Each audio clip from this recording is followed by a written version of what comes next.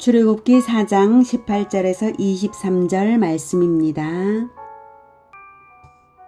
모세가 그의 장인 이드로에게로 돌아가서 그에게 이르되 내가 애굽에 있는 내 형제들에게로 돌아가서 그들이 아직 살아있는지 알아보려 하오니 나로 가게 하소서. 이드로가 모세에게 평안히 가라. 하니라. 여호와께서 미디안에서 모세에게 이르시되 애굽으로 돌아가라. 내 목숨을 노리던 자가 다 죽었느니라. 모세가 그의 아내와 아들들을 나귀에 태우고 애굽으로 돌아가는데 모세가 하나님의 지팡이를 손에 잡았더라. 여호와께서 모세에게 이르시되 내가 애굽으로 돌아가거든 내가 내 손에 준 이적을 바로 앞에서 다 행하라. 그러나 내가 그의 마음을 완악하게 한즉 그가 백성을 보내주지 아니하리니 너는 바로에게 이르기를 여호와의 말씀에 이스라엘은 내 아들 내 장자다. 내가 내게 이르기를 내 아들을 보내주어 나를 섬기게 하라 하여도 내가 보내주기를 거절하니 내가 내 아들 내 장자를 죽이리라 하셨다 하라. 하시니라. 사랑하는 형제 여러분, 7월 28일 화요일 제주 예수제자교회 새벽 목상에 오신 것을 환영합니다. 모세는 하나님의 간절한 설득으로 드디어 출애굽의 지도자로 소명을 받았습니다. 부르심을 받고 보니 미디안을 떠나 애굽으로 들어가는 데에 몇 가지 선행되어야 할 문제들이 있어요. 장인의 허락을 받아야 하고요. 가족을 돌봐야 할 가장의 책임도 있고요. 애굽 왕 바로가 모세를 살인 혐의로 수배했던 문제도 있고요. 또 아들의 할 일을 행해야 될 것과 아론과도 재회를 해야 일이 되어갈 것입니다. 이런 문제들이 먼저 해결되어야 하는데요. 오늘은 앞에 세 가지를 보고 두 가지는 내일 보도록 하겠습니다. 먼저 장인의 허락을 받아야 하는 문제는 모세가 장인에게 더부살이 하면서 장인의 양떼를 돌보는 자이고 장인은 아버지와 같기 때문입니다. 그래서 나로 가게 하소서 허락을 받았더니 이드로가 평안히 가라 허락을 해줬습니다. 가족은 데려가기로 합니다. 모세가 아내와 아들들을 나귀에 태우고 데리고 가죠. 그러면서도 하나님의 지팡이를 손에 잡았다라고 말하는데요. 사실은 원래는 그 지팡이가 목자의 지팡이였을 뿐인데 모세에게 이제는 그것이 예사로운 지팡이가 아니라 사명의 지팡이, 지도력의 지팡이, 권능의 지팡이입니다. 모세는 가족을 데리고 가면서 동시에 사명의 지팡이를 굳게 붙잡는 마음을 가진 것입니다. 하나님은 지팡이만 주신 것이 아니라 구체적인 전략도 주시는데 전략을 주시기 이전에 먼저 하나님께서 말씀을 하시기를 애굽에 내 목숨을 노리던 자가 다 죽었느니라 라고 안심을 시켜주십니다. 그 다음 구체적인 전략은 21절부터 23절까지입니다. 여호와께서 모세에게 이르시되 네가 애굽으로 돌아가거든 내가 네 손에 준 이적을 바로 앞에서 다 행하라. 그러나 내가 그의 마음을 완악하게 한즉 그가 백성을 보내주지 아니하리니 너는 바로에게 이르기를 여호와의 말씀에 이스라엘은 내 아들 내 장자라. 내가 내게 이르기를 내 아들을 보내주어 나를 섬기게 하라 하여도 내가 보내주기를 거절하니 내가 내 아들 내 장자를 죽이리라 하셨다 하라 하시니라. 전략은 행한 대로 갚아주는 심판입니다. 바로가 하나님의 명령을 거절하면 하나님이 바로를 심판하실 것입니다.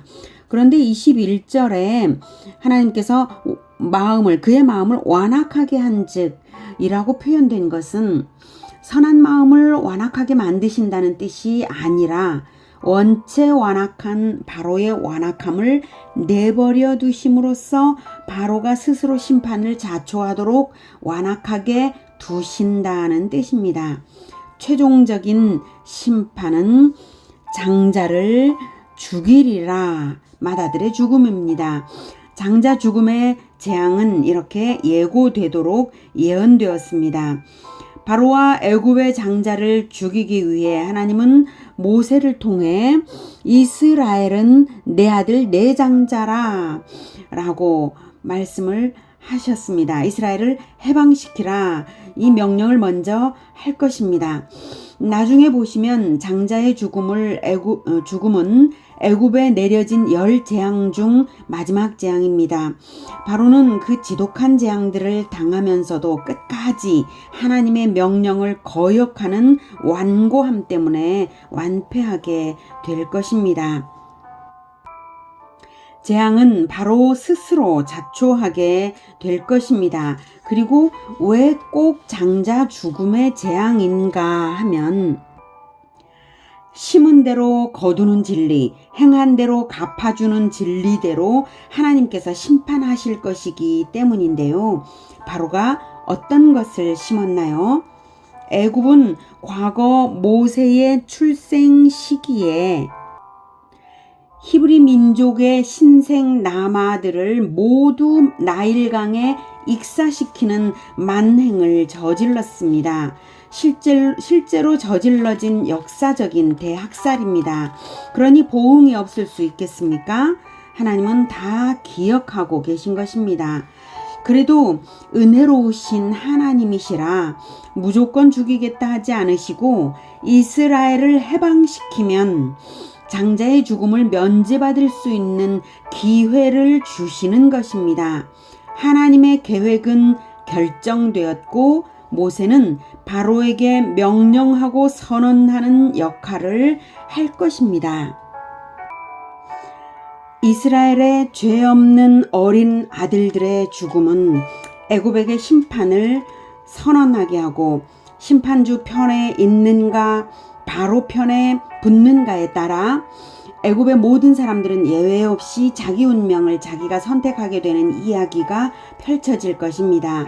지금도 같은 패턴의 역사가 진행되고 있는 것을 아십니까? 하나님의 죄 없는 아들이 죽음을 당했고 부활하심으로써 승리자가 되셨고 훗날 심판주로 오실 것까지 예고되었습니다. 우리는 모세처럼 하나님의 은혜의 때에 은혜를 받아 구원을 얻으라고 복음을 선언하는 역할을 맡았습니다. 세상 모든 사람들은 예외 없이 자기 선택으로 자기 운명을 결정짓게 될 것입니다. 죽임당한 어린 양의 복음을 받아들일 것인가, 복음을 거부할 것인가, 심판주 편에 설 것인가, 심판당하는 자 마귀 편에 설 것인가, 이 두 가지 외에 중간은 없습니다. 세상에는 어둠 가운데서 예수님의 빛을 보지 못하는 사람들이 너무나 많습니다. 어둡기 때문에 어둠 가운데 살아가면서 자기가 마귀 편에 있는 줄 모르고 자기 머리 위에 진노의 심판이 있음을 알지 못하고 죄 가운데서 살아가는 많은 사람들이 있습니다. 우리는 모세처럼 보내심을 받은 자들입니다. 예수님께서 말씀하시길 가서 모든 민족을 제자로 삼으라고 보내심을 받았습니다. 모세는 경고와 심판을 전하기 위해 보내심을 받았다면 우리는 구원을 전하기 위해 보내심을 받았습니다. 얼마나 영광스럽고 은혜로운 사명인가요? 하나님은 또 얼마나 은혜로우신 분이신가요? 우리도 모세처럼 각자의 지팡이를 굳게 잡고 세상 가운데서 사명을 받드는 우리 모두가 되기를 축복합니다. 기도하겠습니다. 창조주, 심판주, 그리고 구원주이신 하나님, 과거나 오늘이나 언제나 하나님은 심판주로서 죄인들을 심판하시는 분이십니다. 그러나 하나님께서는 이 은혜의 때를 주셨고 죄 없는 아들의 죽음을 통하여서 심판과 함께 동시에 구원의 기회를 허락하여 주신 것 참으로 감사합니다. 이것이 얼마나 놀라운 은혜인지요. 우리가 예수님의 죽음이 죄인을 대신하는 죽음이 되는 것, 우리가 예수님을 영접하여 구원받은 것, 그리고 또한 예수님을 믿음으로써 죄 용서받을 수 있는 이 구원의 복음을 전할 수 있는 것이 얼마나 놀라운 은혜인지요. 하나님, 우리가 이 복음을 전하는 사명을 감당하게 하여 주시고 끝까지 감당하게 하여 주시옵소서.